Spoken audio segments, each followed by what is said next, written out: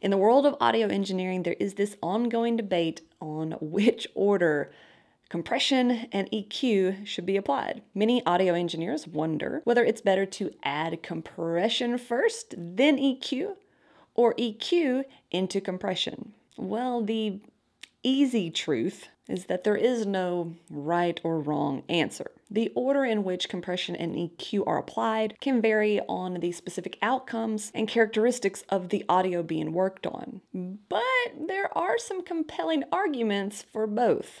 And so we're going to explore them. I'm also going to have some examples up for you to listen to, so stick around for that. And then stay around towards the end of the video to see if your guesses are correct. What comes first, compression or EQ? In the world of audio engineering and mixing, there is an ongoing debate about the order in which compression and EQ should be applied. Many audio professionals wonder whether it's better to add compression before EQ or vice versa. The easy truth is there is no definitive right or wrong answer. The order in which compression and EQ are applied can vary depending on the desired outcome and specific characteristics of the audio material being worked on. But there are some compelling arguments to be made for both. So let's explore those. All right, y'all, I've got a few examples here of a snare and kick drum, and I've got an order of the EQ and compression going on. I'm going to play one order, and then on that same instrument, I'm going to swap the order and see if you can tell a difference. So we're going to do this on the snare and then on the kick.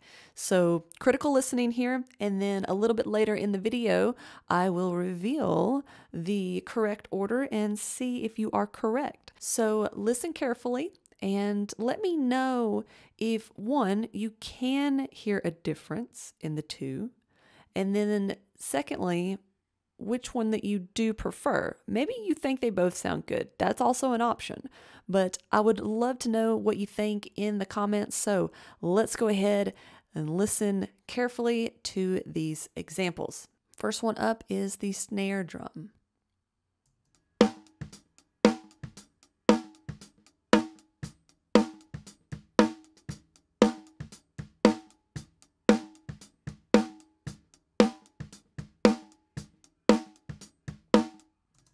All right, so here is the opposite order.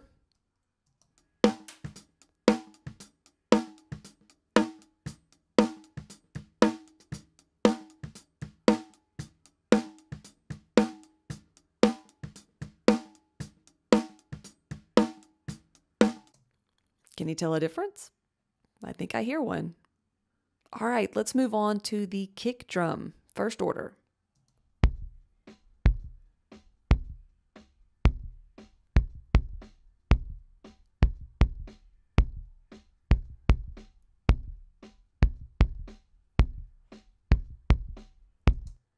Okay, now reverse order from what you just heard.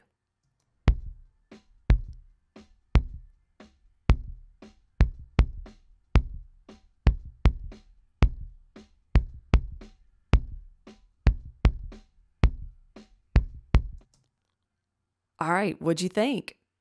Big difference, small difference, doesn't really matter? Let me know in the comments if you have a preference on which sound. A little bit later in the video, I'm going to let you know which order is which for each of those. The case for compression before EQ. Some audio professionals, myself included, prefer to apply compression before EQ. And by controlling the dynamic range of the audio signal first, it becomes more consistent and easier to work with when making tonal adjustments with EQ. This approach can be particularly useful when dealing with audio material that has varying levels of loudness or dynamics. Compression helps even out the levels and makes the audio more consistent, providing a solid foundation for further tonal adjustments. Engineers who use compression before EQ. There are audio engineers who prefer to use compression before EQ in their signal chain. Here are a few examples of their philosophies and reasons behind this approach. Philosophy number 1, control the dynamics first.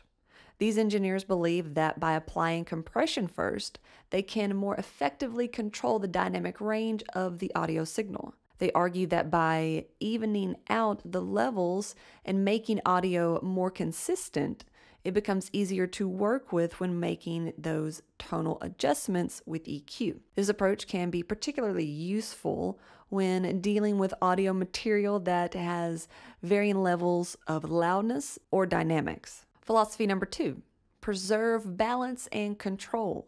Some engineers prioritize maintaining the balance and integrity of the audio before making tonal adjustments. They argue that by applying compression first, they can prevent certain frequencies from triggering excessive compression. For example, if EQ is applied before compression and certain frequencies are boosted, it could potentially cause those frequencies to become overly compressed and affect the overall balance of the audio. By applying compression before EQ, they can have more control over the dynamics and can shape the sound without compromising the balance. Philosophy number 3, enhance musicality and cohesion. Engineers who prefer compression before EQ believe that this order allows them to enhance the musicality and cohesion of the audio.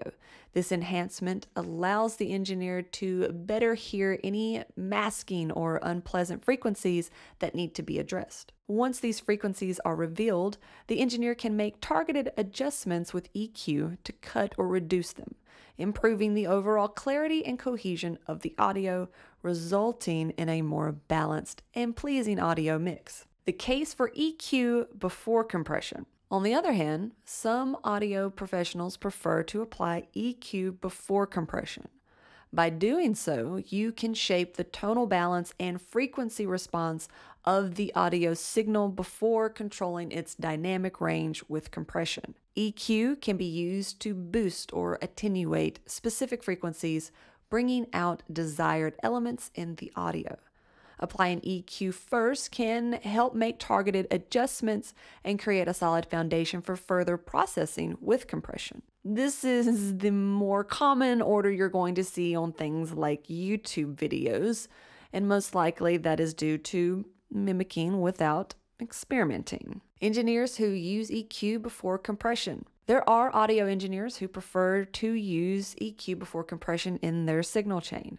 Here are a few examples of their philosophies and reasons behind this approach.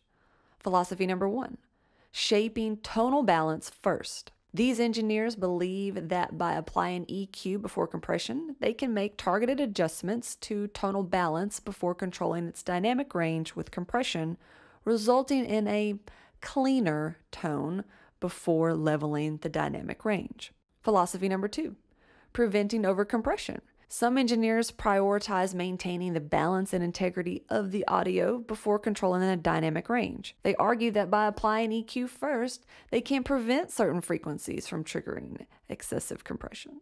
If compression is applied before EQ and certain frequencies are elevated, it could lead to those frequencies becoming overly compressed and affecting the overall balance of the audio.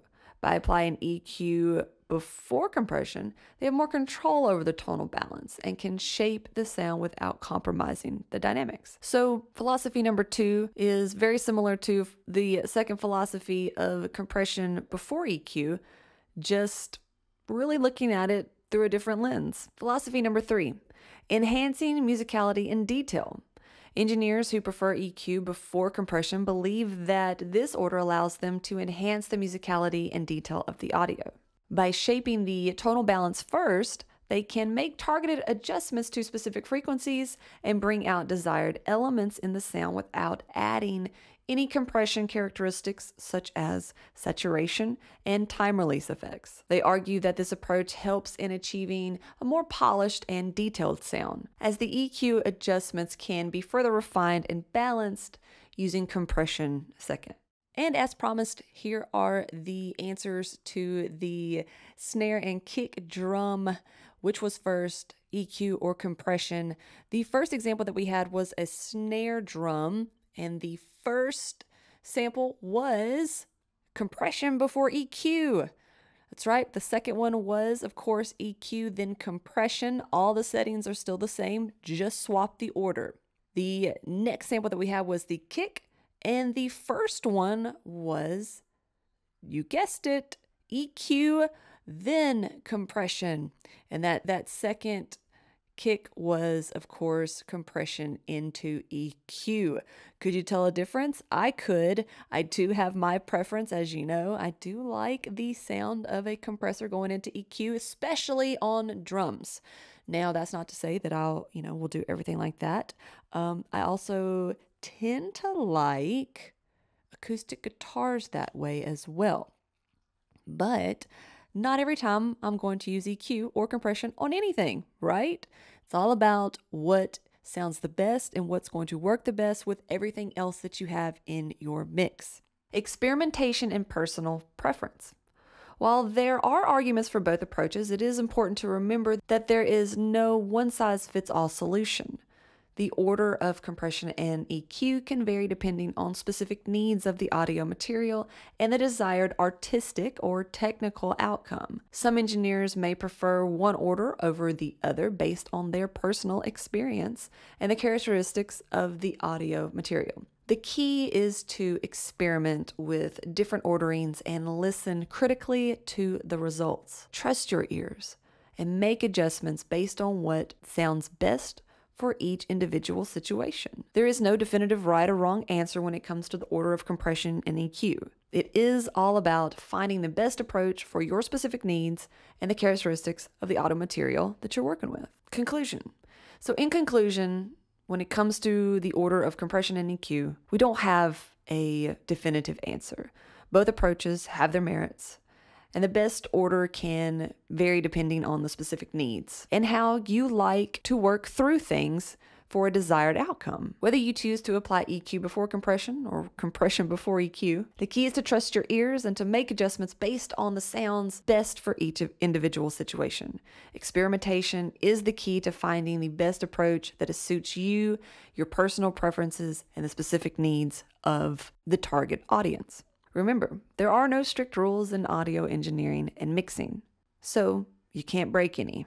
Go ahead, try different orderings, and discover the perfect balance for your audio projects. As always, y'all, thanks so much for checking out this video. I hope you found something helpful in it. And if you did, if you don't mind, go ahead and hit that thumbs up. And if you haven't already, hit the subscribe button so that you won't miss out on any videos just like this one. Also, thank you so much to the community here who have sent in emails and replied to the question of what type of videos that y'all want to see. I've got over 60 now. Some of them are a lot alike, but we'll get to all of those. So thank you so much. I just wanted to take a second here to thank you for sending me in all those requests. I really appreciate it. I appreciate you. I appreciate all your support, everybody who's in the courses, the masterclass, and who are getting better sounding mixes with the template mixing system.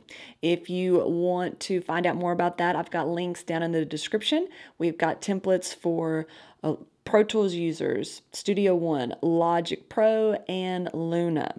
A lot of those come with stock plugin options as well, and I'm working on getting the Pro Tools advanced.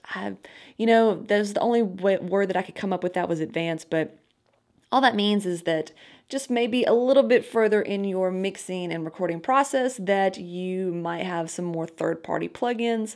I like to use a few of those, especially the UAD line, and I'm also updating that for Luna as well. I'm going to try to have that in most situations using the UAD Spark line of plugins, their native plugins, and so I'll hope to have those updated and out for you pretty soon, towards the beginning of the year. All right, y'all, thank you so much for being here. Thank you so much for being a part of this community, and I will see y'all real soon.